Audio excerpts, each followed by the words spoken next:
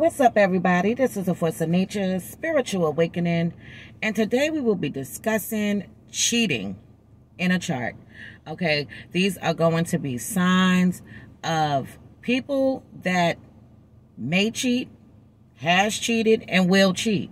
Okay, in the natal birth chart. So first, we're going to start off with the signs of cheating inside of a man's chart first. Okay, so Venus as the ascendant ruler in any aspect with Juno.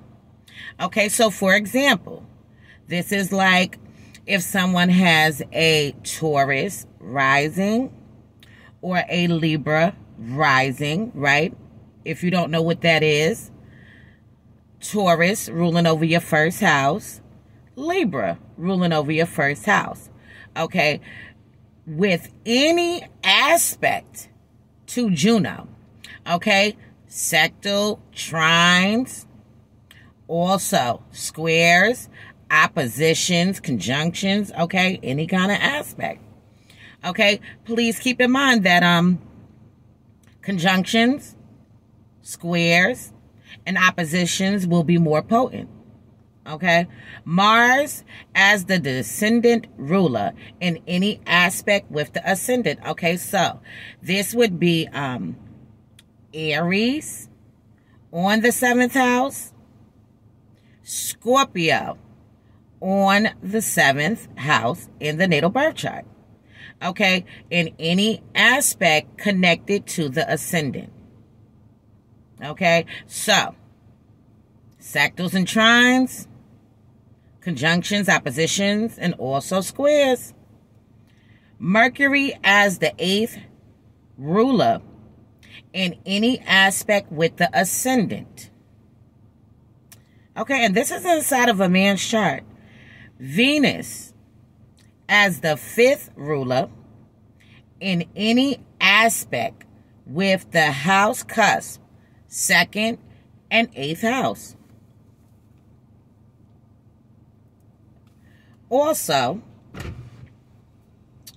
Venus conjunct North Node. This is another one. Mars is the first planet to rise before the moon. Okay, Mars in Sagittarius. All right, so this is a big one because when you think of Mars in Sagittarius, you can also think about Mars in the 9th house. Mars squared Jupiter. Mars opposite Jupiter. Mars conjunct Jupiter. Okay, I'm just giving you an example. Okay, because sometimes people don't know this. 7th ruler, Scorpio. Okay, Scorpio ruling over the 7th house. Moon or moon in Aries or moon in Pisces. Moon in the 1st or moon in the 12th. Moon in the 11th. All right, so Aquarius ascendant. And this is pretty much for the men, to be honest. Going back, moon in the 11th house, right? This can also be moon in Aquarius. See how this is? Aquarius ascendant. Said that, right? Uranus in the 1st house. See what I'm saying? This is how you connect these things. All right, we're going to move on to the women, okay? In the women's chart, signs of cheating in the women's chart. All right, so Neptune and the MC are at 310 degrees and 340 degrees apart.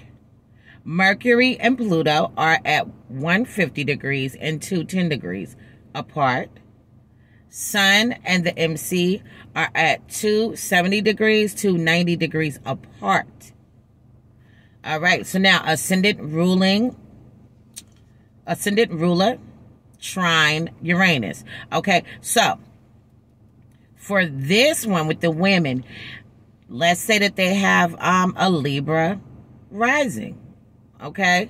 But it trines their Uranus. See what I'm saying? There you go. So 4th ruler squared Neptune. 4th house ruler squaring Neptune. All right, what else? Mars in aspect to Pluto in a woman's chart can indicate that she may possibly cheat. Okay, it does really indicate that she can be ruthless as well, and also power hungry. People that I notice with this, men or women, usually feel like they're not power hungry. Okay, ruthless, maybe. Power hungry, they don't feel like that they're that. Okay, but this is what it's indicating. So, and please keep in mind, men also with Mars, if an aspect to Pluto, can be cheaters as well. Pluto in the 7th house for a woman. Pluto in the 7th house for a woman. Saturn in the 7th house. Uranus in the 7th house. Moon in the 7th house. Okay, and let's just back this up a little bit, okay? So Pluto in the 7th house would definitely indicate someone that can be domineering as well, where Saturn in the 7th house can indicate that these people can feel unlucky in love, or maybe they are a little unlucky when it comes to their relationships. They can be really holding on to a situation that they really need to fucking let go of. Okay, but out of fear of being alone, they stay in it. Uranus in the 7th house is very unpredictable because it indicates an unpredictable heart. Okay, and it does also indicate that the woman or man can run hot and cold when it comes to their feelings and their emotions. Okay, so one minute they can be feeling like they're deeply involved, and the next minute they could be feeling like they might need a break. Okay, Moon in the 7th, just breaking this down as well. These people can actually hide their feelings. Okay, don't want to show how they really feel in an indirect kind of way. And they could come off as looking like they are a needy kind of person. All right. So now hard aspects to Moon, Saturn, okay, would also be an indication for a woman.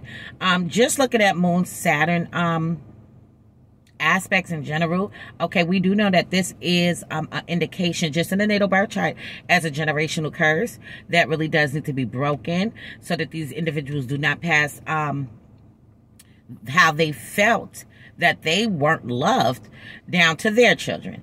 Okay, but now we're talking about cheating. Okay, and this can definitely indicate that these people are not fully satisfied in committed relationships. Okay, they seek it out, they want it on the most deepest level and to the highest octane. However, okay, they could still be damn dissatisfied. It doesn't matter that you want this. I mean, you could want it and still be not satisfied with the shit you get. Okay, Moon to Pluto. Moon in aspect to Pluto. Okay, and of course, this is definitely going to be a Moon conjunct Pluto, Moon squared Pluto, Moon opposite Pluto.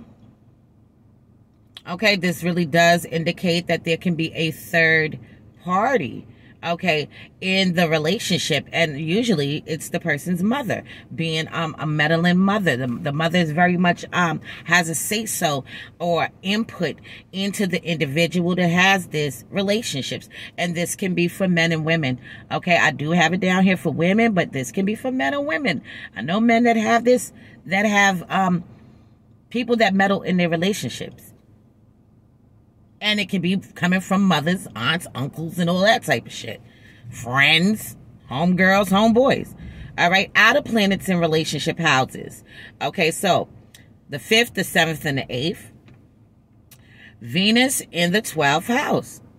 Okay, so this is indicating that this that these people really are on a search for love. They're looking for love. Okay, but they can find themselves quite often getting involved with people that are unavailable to them, people that are not right for them, that people that are wrong for them. Okay, this is what could happen to the Venus in the 12th house individuals. Don't get it twisted, because anybody that has Venus in the 12th house can definitely get with somebody that's the love of their life, and they have found that person, but they have to get through the ain't shit ass people first, or the people that didn't really deserve their love or their time first. Okay. All right. So now what else? 8th ruler, opposite Mars. So your 8th house ruler, whatever's ruling over your 8th house, is opposite from your Mars. Okay. Mars in Sagittarius or Mars in Capricorn for a woman. Mars in the 9th house. Mars in the 10th house for a woman. Mars conjunct Jupiter, squared Jupiter, or opposite Jupiter to the Mars for a woman. Mars squared Capricorn. Mars squared Saturn. Mars conjunct Saturn. Mars opposite Saturn in a woman's natal birth chart. Okay, so Capricorn ruling over the 7th house. Okay, for a woman. Moon in Aries for a woman. This is very, very, very common. Very, very, very common. These women are very passionate. Okay, and they like to go rounds. All right, so Moon in the 1st house for a woman. Venus in Sagittarius for a woman. Venus in the 9th house for a woman. Venus conjunct, squared, or opposite Jupiter for a woman. Okay, I'm telling you. Okay, this actually, this particular one, Venus in Sagittarius, this makes the woman very seductive. Okay, it makes her very restless. And it makes her feel at times that she doesn't want to fully commit, and she doesn't fully want to settle down. Okay? Now, other signs of cheating in the horoscope would also be Mars squared opposite conjunct the Sun. Okay, and this makes everything about competition. Okay, competing in their relationships with people, going back and forth, power struggles in relationships. This is what's going to go on and take place. Mars squared opposite conjunct the Moon. Okay, anger management problems. Anger management problems. And you want to know what the funniest shit is with this one? Mars squared op or conjunct the Moon. Every time I come across somebody that has this, they don't think that they are aggressive. They don't think that they're argumentative. They don't think that they do not think that they are these things. And that's what I find interesting about this one. Okay, where clearly it indicates that you have anger management problems. Okay, now, what I believe does go on with this placement is that it's a lot of repressed anger and energy. Okay, so maybe these people have to be pushed to go off, but they are direct and they are blunt any fucking way. Okay, they do say what they need to say, and they say it how it is. Okay, maybe they are just holding back from doing so, and everybody else doesn't realize that they have held back for quite some time. Okay, but tempers, okay, heavy tempers is with this one. Okay, Mars. This is going to be another one. Mars squared opposite or conjunct Uranus. Okay, it gives off the unpredictable kind of energy.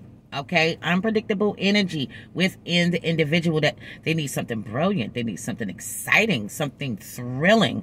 Okay, constantly mentally stimulated. Okay, they need to be physical. They need to be active.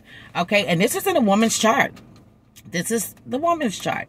Okay, some more things to look at could definitely be, because this was like, I didn't go off into asteroids or anything like that with this particular one, but that will be for future videos to come. But another one would be Moon conjunct, squared, or opposite Uranus. Okay, that one right there also can indicate someone that is a cheater for a man or a woman. Also, Venus squared, conjunct, and opposite Uranus in a man or a woman's chart. Okay, it can definitely indicate those kind of things. All right, so I'm going to leave this on this note for now. In future videos to come, I will go more into depth into these cheating aspects, signs, and placements and things of that nature. Of course, we'll get more into this at another time. Anybody need a reading, please hit me up. Anybody want to donate, please hit me up. I will have all the information in the description below. And you can email me or you can text me. You can call me also, but just please text me first and let me know you're going to call me.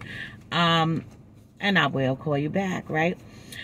And I will give you all the information. I will attach to the email or the text all the services, the pricing, and payment methods to that text or email. And I want to say thank you to everybody that's been tuning in. I appreciate each and every one of you. Okay. So this is the Force of Nature, Spiritual Awakening. Love is love. Peace and blessings to you all. And I will see you on the next one.